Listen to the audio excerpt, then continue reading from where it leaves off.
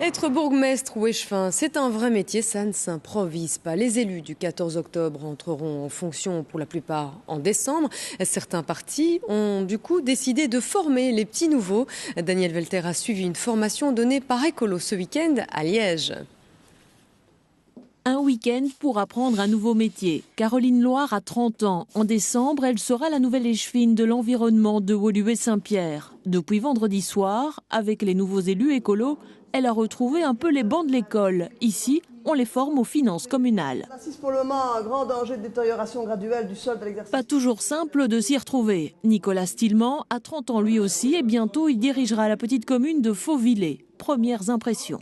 J'ai appris beaucoup d'éléments au niveau administratif parce que finalement, on n'a pas tous une formation de juriste ou on n'a pas tous une formation en droit. Et donc finalement, on doit apprendre ça.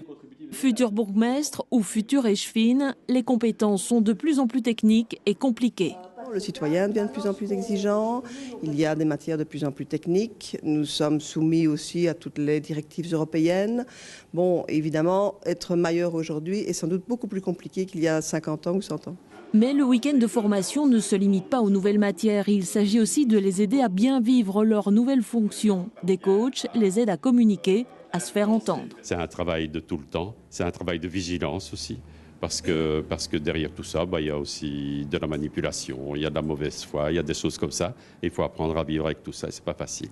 C'est clair qu'il faudra être à l'écoute de chacun et arriver là-dedans à diriger la barque pour pouvoir porter les projets au mieux en tenant compte des différentes sensibilités. Les nouvelles responsabilités, même à l'échelon communal, il faut savoir les gérer. Alors ici, on s'occupe du stress des nouveaux élus. C'est pas parce qu'on aime ce qu'on le fait qu'il faut se perdre dedans.